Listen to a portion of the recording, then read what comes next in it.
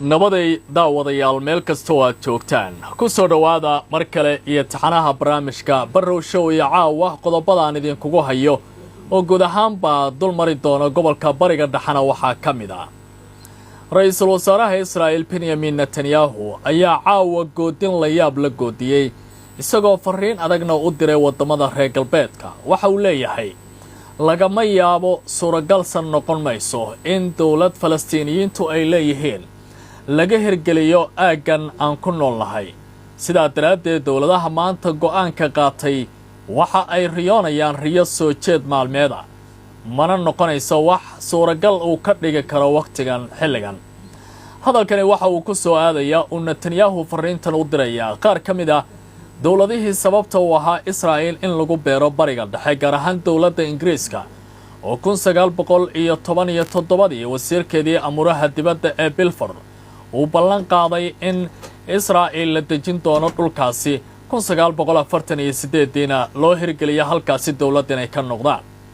haddaba soo yaal ahaan marka dib loo eego taariikhda tani ma dhabarjab ayay ku noqonaysaa Israel go'aanka maanta ay qaadatay dawladda Britain suuragal sama tahay Falastiiniyiinta dagaalkii 7 Oktoobar 2023 ay la galeen Israel in ay hadda ka hayaan natiijooyin wanaagsan maxaase lagu tilmaami karaa qulqulatooyinka cusub ee Israel ay ka wajahayso dhinaca diblomaasiyadda adduunka iyo dadaalada ay bixinayaan dawladaha qaar si gaar ah dawladda Sacuudi Arabiya oo hadda aruursatay dhibco siyaasadeed oo ka dhana Israel warbixin gaar ah ayaan ku eegi doonaa arrintan inagoo si gooniya u faaqidi doona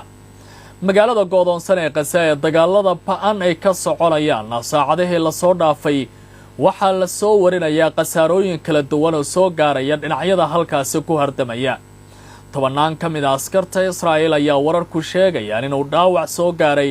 kadib markii gaari uu la rogmaday iyagoo ka baqanaya goob uu dagaal adag ku qabsaday oo kooxaha wax iska caabintu ay dagaalkaasi ka bilaabeen haddaba sidee loo fasirayaa dhaawaca askartaasi soo gaaray waase imisa inta maanta lagu dilay magaalada Gaza oo dagaalada xoogani ay ka soconayaan xilli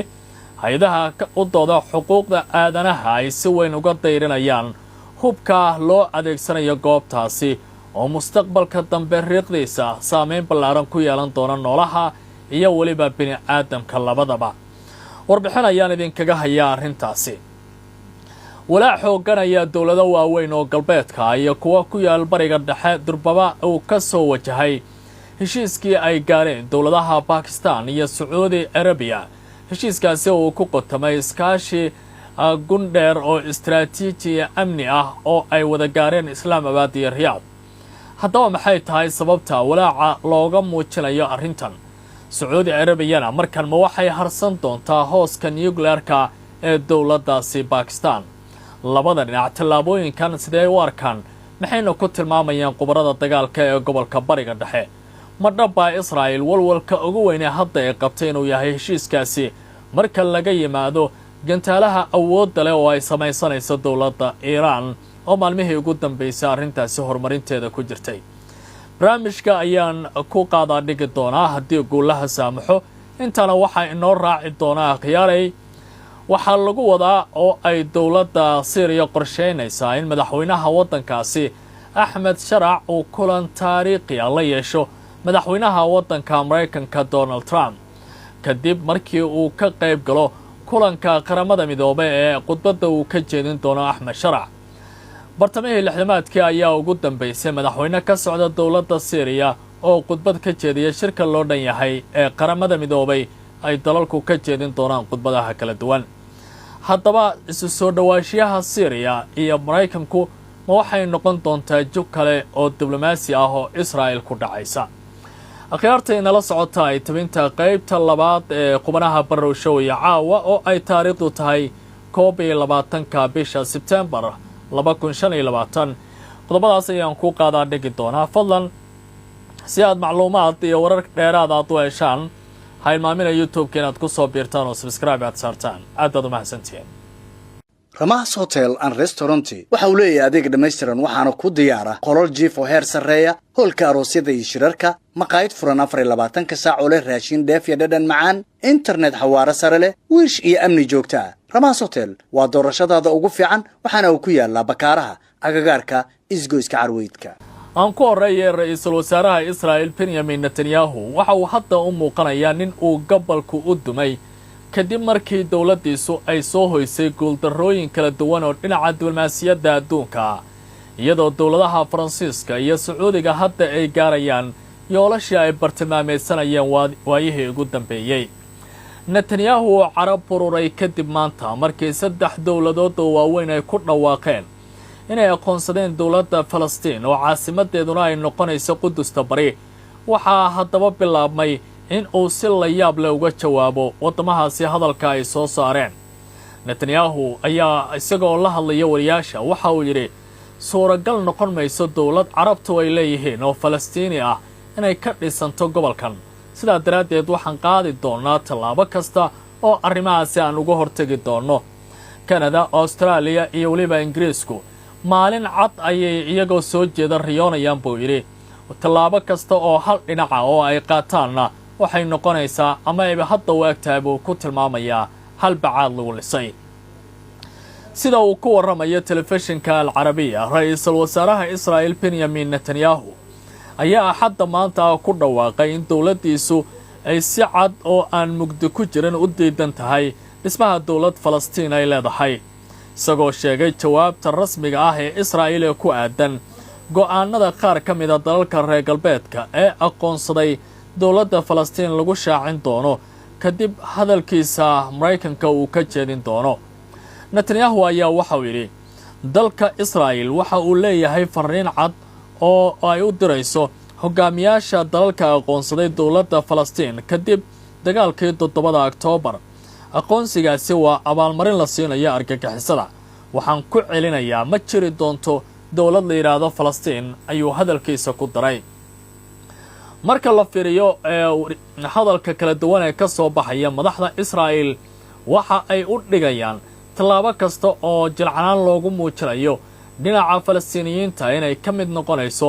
abaalmarin la siinayo koox argagixiso oo caalami ah lahjadaasi waa mid kaliya oo ay diblomaasiyadooda hadda xal ugu raadinayaan waxaanay u muuqataa inay ku guuldareysteen fagaarooyinka diblomaasiyadda ra'iisul wasaaraha Israel waxa uu carabka ku adkeeyay in sanado badan oo isdaba jooga uu hor istaagay waxa uu ugu yeeray dawladda argagixisada isagoo tilmaamay in uu sameeyay buu yiri taas inkasta oo ay jireen cadaadisyo gudaha iyo dibadda ah labadaba waxaanu intaa ku daray in aan laga dhimi doonin isla markaana aysan marnaba suuragal ahayn deegaanada daanta galbeed inay sii madax bannaanaadaan oo ay Israel si gooniya u maamuli doonto waxana uu ku dhawaaqay dawladdiisu in ay jihadaasi u jeesan doonto saacadaha soo socda dhinaca kale wasiirka wasaaradda amuraha dibadda Israel Gideon Saar ayaa bayaan uu soo saaray ku sheegay in uu si buuxda u diidan yahay aqoonsiga halka dhinac ee dawladda Falastiin uu ku dhawaaqday boqortooyada Britain Canada iyo Australia bayaankaas ayuu ku adkeeyay in tallaabadaasi ay keeni doonto buu yiri nabad darro balse ay weeqi doonto xasiloonida gobolka isla markaana ay carqaladeynayso fursadaha mustaqbalka ee xal nabadeed lagu raadinayo sida ugu dhaqsiyaha badan marka la fiiriyo Israel dooda ugu badan ee hadda ay banaanka keenayso ayaa waxa ay tahay in dawladahaasi ay naas nuujinayaan ururo argagixiso magaalada go'doonsan ee Gaza maanta in ka badan 60 qof ayaa wararku sheegayaan inay ku dhinteen kadib duqeymaha iyo weerarada istaba joogga ah ee cirka badda iyo dhulka uga socda oo ay ciidamada Israel ku wadaan magaaladaasi warar kala duwan ayaa soo baxaya iyadoo la soo warinayo khasaare soo gaaraya ciidamada Israel ee dagaalka qaybta ka ah sida wararka aynu helayno ay qaar ka mid ah warbaahintu ay qorayaan ay xaqiijinayaanba ilaa iyo 10 askari ayaa ka dhaawacmay maanta oo kaliya Israel waxaana kooxaha wax iska caabintu ay sidoo kale tilmaamayaan inay jiraan dhowr kale oo askari oo la toogtay telefishinka Al-Jazeera qaybtiisa afka Carabiga ayaa waxa uu qorayaa waxaa maanta la xaqiijiyay in ka badan 10 askari oo ka tirsanaa ciidamada Israa'iil inay ku dhaawacmeen shir gaari oo military oo nooca Hammer loo yaqaano kaas oo ku rogmaday agagaarka magaalada go'doonsan iyada oo ay baahisay warbaahinta idacooda Ahronoth oo ah wargeys Israa'iil laga leeyahay sida lagu sheegay 2 askari ayaa lagu tilmaamayaa in dhaawacooda uu garaab yahay halka 10 kalena wararku ay tilmaamayaan in dhaawacooda uu yahay kuwa dhaxdhaxaad ah ama 8 kale sida lagu sheegay warkan dhinaca kale kooxaha hubaysan ee Falastiiniyiinta ayaa ku dhawaaqay in halka askari oo ka tirsan ciidamada Israa'iil lagu toogtay goob ka tirsan magaalada Jabaaliya waqooyiga magaalada go'doonsan ku taala toogashadaasi waxay dhacday bay yiraahdeen gelinkii dambe ee Sabtida shalay iyadoo askariga la beegsaday uu si toos ah ilaa iyo hadda ciidamada Israa'iil aanay wax faahfaahina oo dhameystiran aysan uga bixin waxa intaasi dheer ciidamada Israa'iil ayaa ku dhawaaqay ballaarinta howlgallada dhulka ee magaalada go'doonsan iyagoo sheegay in cutubyo dheeraad ah la geliyay gudaha magaaladaasi si loo xoojiyo duulaanka dhulka ee aadka u socda ciidamada ayaa waxaa la geeyay cutubka 36aad ee gaashaaman waxaana lagu daray kuwa hore oo uga howlgalaya gudaha magaaladaasi howlgalkaasi waxaa loo bixiyay Gideon 2 waxaana uu socdaa magaaladaasi laga soo bilaabo 11 Agoosto oo ahayd markii Israa'iil ay si weyn weerarka u ballaariyeen ilaa iyo hadda qiyaasaha rasmiga waxay sheegayaan in gudaha magaaladaasi ay ku sugan yihiin dad kor u dhaafaya 70,000 oo askari oo ka tirsan ciidamada Israa'iil ee duulaanka qaaday kuwaasi oo la sheegay inay adeegsanayaan qorshaha dib loogu hanan lahaa gacan ku haynta magaaladaasi laga soo bilaabo 7 Oktoobar sanadkii 2023 weerarkii ka bilowday dagaalka bariga dhexe ayaa sii xoogaysanaya iyadoo dhinacyada loolamayana uu mid walba bannaanka keenayo awoodiisa ugu ballaaran hase haatee cidda dagaalkaasi ka faa'iidaysanaysa ayaa hadda qubaradu ay ku tilmaamayaan Falastiiniyiinta maadaama ay helayaan aqoonsiyo badan oo caalami ah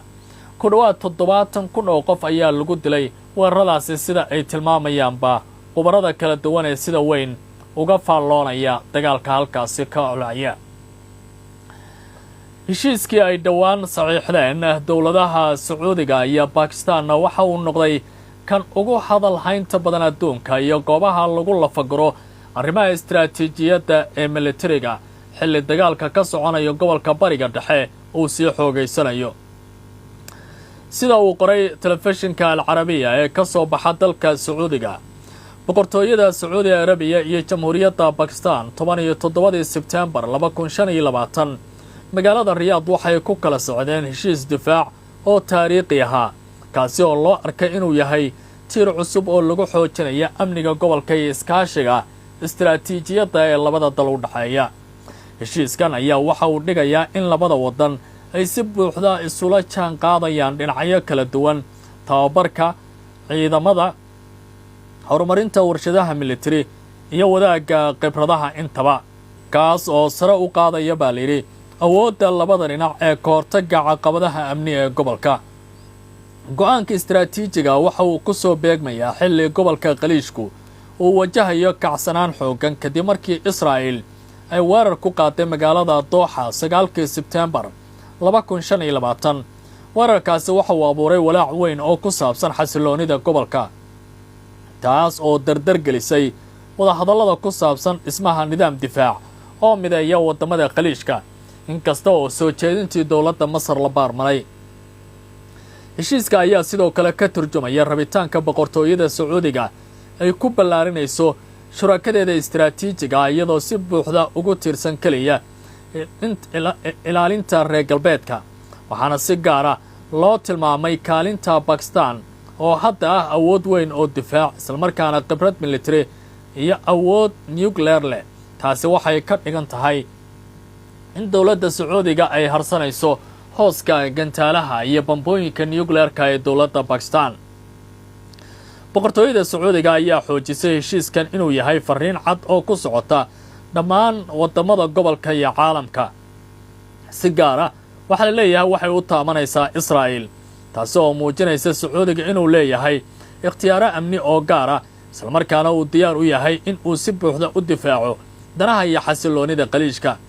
dhinaca kale Jamhuuriyadda Pakistan ayaa ku celisay ballanqaadkeeda ah in amniga qaliishka uu yahay qayb ka mid ah siyaasadeeda istiraatiijiga ah isla markaana xiriir walaalnimo iyo taariikh ay la leedahay boqortooyada Sacuudiga uu yahay mid dheer oo aad u qoto fog. qubrada ka faalloonaya telefishinka Al Arabiya waxa ay leeyihiin arrintani waxay si gaar ah u xanuunjinaysaa Israa'iil oo doonaysa qorsheeda ku aadan raadinta Israa'iisha weyn iyadoo ay ka soo baxayeen meelo kala duwan. ra'iisul wasaaraha Israa'iil oo shirar kala duwan ku soo bandhigayay qariirad uu leeyahay waxaan daba joognaa raadkeennii asalka ahaa. akhyaarta nala socota ay tabinta qaybtana intaas ayaan ku eebayaa warar kale ayaa noo soo socda ee si gaar ah indhaha ugu haya YouTube-kan oo subscribe saara. waa Cabdicasiis Barroowdile isma dhaafno. ma ogtahay in dhakhtar Shaafici Aadan Dirir loo aqoonsaday dhakhtarka ugu wanaagsan qaliimada dalkeena Soomaaliya ahna dhakhtarkii ugu horeeyay ee wax ku qala qalabka casriga ah ee laparoscopiga ama laserka. maalin waliba wuxuu heegan kugu yahay isbitaalka Shaafici ee magaalada Muqdisho ee hore u gaar